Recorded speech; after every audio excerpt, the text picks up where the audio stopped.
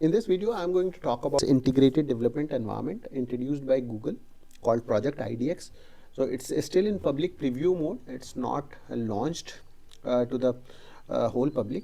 I recently I got the access to try it out, this IDX. So I've been using this from last couple of days, and just wanted to share some insights what exactly this IDX is offering, and what are the benefits we are getting when we use this project IDX. So without any further delay, let's get started. So this is a web-based integrated development environment. There is no need to download a application on your local system to set up the whole development environment. You just need to have a stable internet connection and a web browser to work with. You just need to go to this idx.google.com website, and there this is the welcome screen, and as you can see they have mentioned this is still in preview mode. Okay, and here if you check that they are providing you basically a set of preloaded templates to make use of. So these are the templates they are providing: Angular or Next.js, Flutter. So if you want to create a web app using Angular or Next.js, you can use any of the these templates. Or if you want to work with if you want to create a mobile application, you can select Flutter. There is an option for Gemini, Astro, Go. Even you can make use of Go and Python. So and Node. Click on the See All Templates button, and as you can see, so for the different web app, we have these options. So if you want to create a simple HTML application, you can just select this, and it will create a workspace according to the preloaded configuration selected according to this selected template. Okay. They have this Vue, Solid.js, so many features they are providing, many templates. And if you want to create a backend application, you can select any of these templates. Or if you want to create a mobile application, they are providing this Flutter application. So if you want to create a Flutter application, this IDX also has the support for giving you the emulators for Android and iOS. So it's a good thing to have. So generally when you work with the mobile application, these emulators take up a lot of RAMs, consume lot of RAMs, and you need a very powerful PC to work with a mobile application, right? And again we have, so it's good thing to have this IDX Flutter option in IDX. Okay, and we have this again for AI and ML projects. You have this Gemini and Palm API. Okay, and miscellaneous other. If you want to create a blank workspace, you can select this. Okay, so for this video, I'm going to select this probably a let's just say I want to create a Next.js app, and when you click on this select a template, after that you'll get to this screen, and on this screen you have to give a name of your application. So I can give you, so let me type a name for my application. Let's say this first next app. Okay, so this is the name you have provided, and they have this IDX has suffixed one ID along with it, so probably just to make sure it's uniquely identified. So the language you have to choose. If you look at these options, you'll find that these are the same options you'll get when you run a npx create next step command. These are the same option will be asked on your terminal, right? So through this page you can just configure those options directly from the GUI. Okay, so I want to create this use ESLint options. I don't want to create a source directory, and I want to have this app router, and I want to use Tailwind CSS. Just select the required options and of your choosing, and click on this create button. Okay, so once you click on this create button, it will take a couple of minutes to set up your whole workspace. And so basically what it does, it is altogether creating a separate workspace for you to work on your application by configuring the whole virtual machine for you.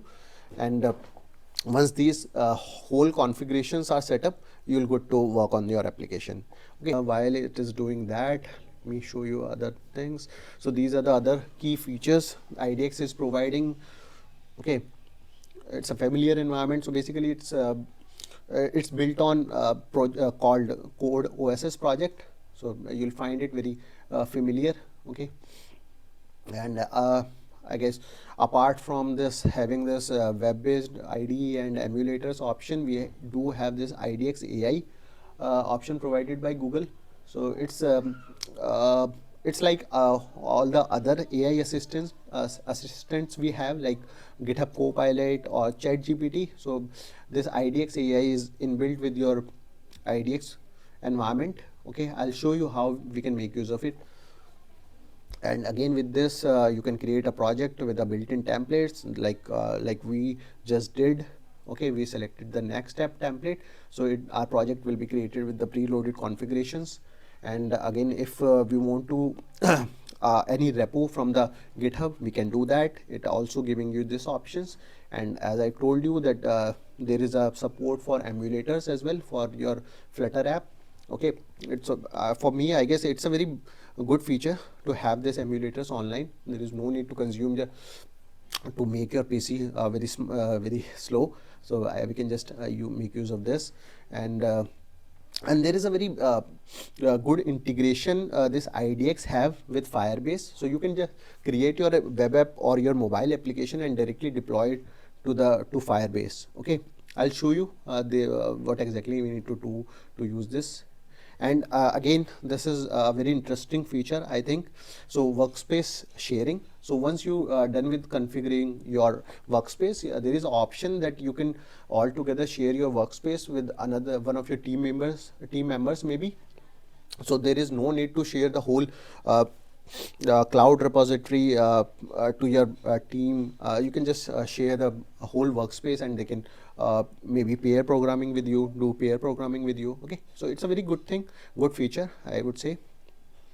Okay, we do have this extension feature just like our VS Code. So if you have worked with Visual Studio Code, you know that the Visual Studio comes with the option to install many extensions in the IDE. So again, this IDX is providing you that option. So there are many extensions. There are many extensions you can download from OpenVSX. So let me open that. So as you can see, there are lot of extensions provided here. So I was making in VS Code, I was making use of Prettier. Let me check if we have that here. Okay, yep. So this was the extension I was using. Yep, this is the code format extension I was using in the VS Code. Probably I can install the same in this IDX workspace. Okay, so again, it's a very good cool feature to have. Okay, now let's move to our workspace. It's all set up. As you can see, this is the screen we will be moved to once the whole workspace is configured. Okay, as you can see, I've selected this next step template, and the whole project structure is created with the with all next step configurations. Okay, so this is the app folder with all the layout and page file and node modules. This is the same project structure we have for the next step. Nothing new, it's just a new IDX folder we have in this first next app. Let me just show you how exactly we can debug our application or see the output. As you can see, there is a new tab opened up in this browser window, and this is our root of our application, and this is a template it comes with. Let me edit this predefined template. This exactly works. Okay, and just type hello world. Okay, now if you go to this web tab, you'll find that we can see the whole application running on this localhost URL, and we are seeing the output. Okay, instead of having the code on our local system, we are running the code on our virtual machines online in a browser, and we are able to see the output in the same browser window. Okay, so it's I mean it's very fast. I am not seeing any lag while working with it. Okay, and apart from that, there is if you go to this .idx folder, you'll find that there is a file called dev.nix, and this is the new Nix file they have. This IDX is providing. File is we can use to configure our workspace. So basically, whatever the environment configuration we have for our workspace, we can define it our Nix file. Okay, so there are different configurations we have in Next file. You have some, you can define your dependency here, or if you want to have some environment variables for your application, you can define it like this. Okay, or the extensions you want to define, you can just directly define it here. So okay, so whatever extension we're going to use, those extension will be configured in the next file. Okay, so pretty convenient file to have. Okay, so this is the new thing we have apart from the other folder structure. So okay, let me open the terminal. We do have terminal window here in this IDX as well. Let me show you how you can open it. Okay, so again, go to this terminal option and click on this new terminal, and after that, if you want to install any package, it's just like our any other IDE, like you can run the same command here. So I want to install, like let's say a bcrypt library in my project, so I'll just write bcrypt npm I bcrypt and click enter. Yep, it's running, and the package would be installed in my project. Open the package.json file. As you can see, the bcrypt has been installed. So it's same. We do have the terminal option and debug console, output window, and problems. Okay, the whole thing is same. And apart from that, let me show you the last feature, the IDX AI feature. Okay, so if you go to this, if you look at the bottom, and you'll find that there is a feature called IDX AI mentioned. Click to get started. Just click on this, and you'll find a new window will pop up. And let me close this terminal window. And okay, and it also gives you an inline suggestion. So whenever you start typing the code, it will give this IDX AI will give you the code suggestions as well. So as I mentioned, this is the another AI assistant or to make use in this IDX. Okay, let me just say, let's say I want to use Prisma ORM for integrating MongoDB. Give me a step-by-step guide to do that. Okay, so I'll just hit enter.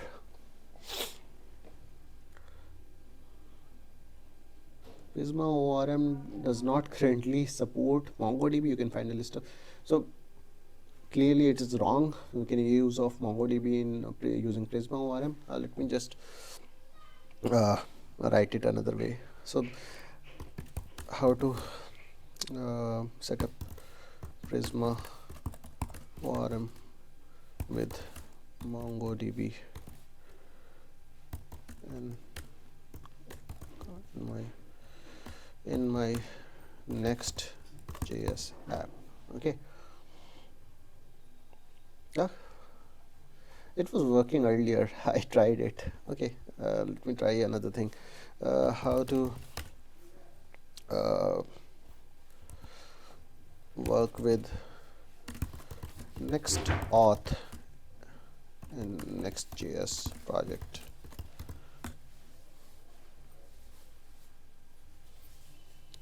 Okay, as you can see, there are these are the step-by-step process they have given me. This IDX AI has generated. It's fast. I mean, it's faster than the responses generated from ChatGPT, I guess, and the GitHub Copilot as well. So let's say I want to write another prompt, or I want to ask another question, like how I can create test cases, unit test cases in my Next.js app. Okay, let's see what response it will give. Okay, as you can see, pretty fast. Okay, and now let me say how to create APIs in Next.js app.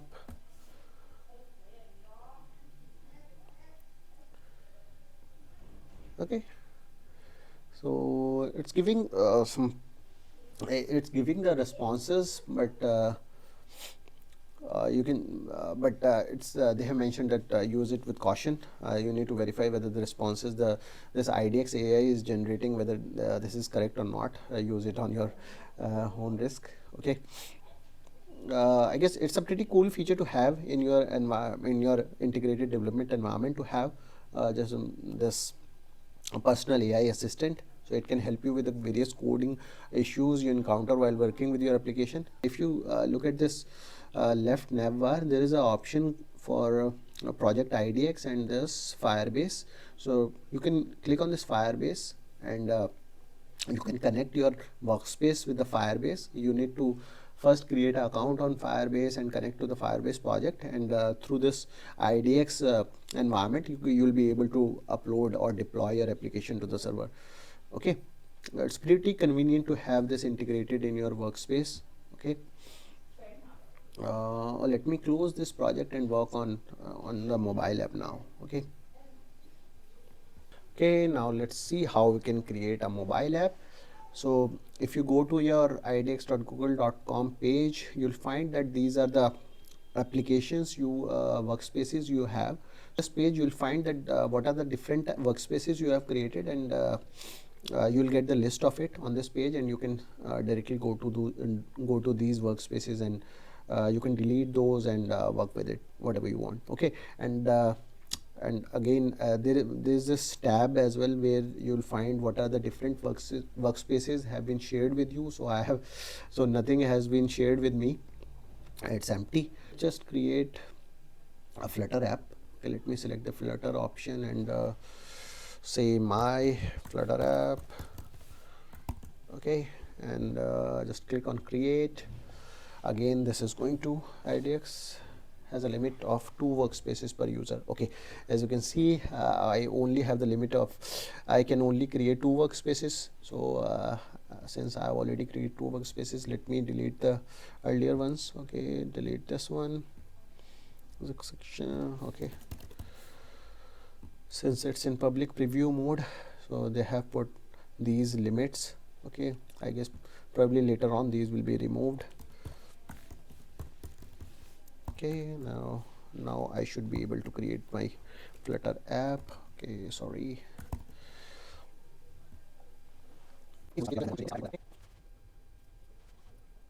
As you can see, our Flutter app configuration is completed, and this is the page we are redirected to.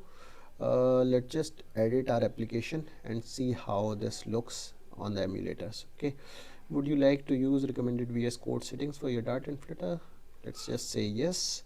Your SDK has been updated since you last fetched. Okay. As you probably know, through Flutter, we can create an application which can be used on different platform, the same app. Okay, so whatever app you create, you'll be able to run it on your web.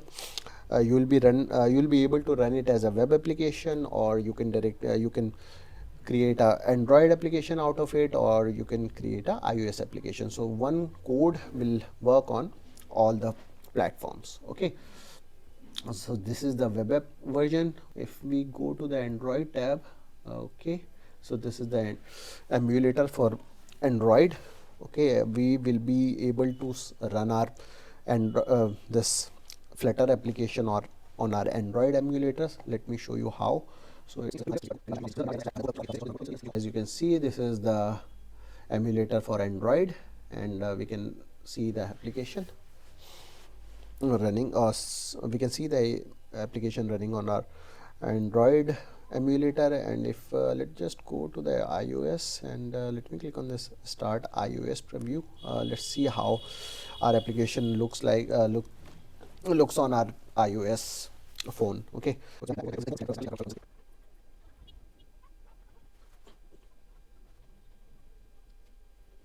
now our emulator is booting up, installing app, launching app. Okay, as you can see, our application has been rendered on the iOS emulator now. Okay, I'm able to increment the counter. Okay, as you can see, it looks good. It's very easy to run the emulator on the phone. No need to configure any devices on your local system. It's a cool feature to have. Okay, Yep, that's it for this video. I mean, I've tried creating a web app. I've showed you how we can create a Flutter app and how we can make use of the emulators provided by IDX. Okay, and we have this IDX AI. Okay, so this is it for this video. Let me know if you have any questions or what you think about this IDX IDE, and if you like it, or if you like it, if you don't like it, let me know under the comment section. And please do like, share and subscribe.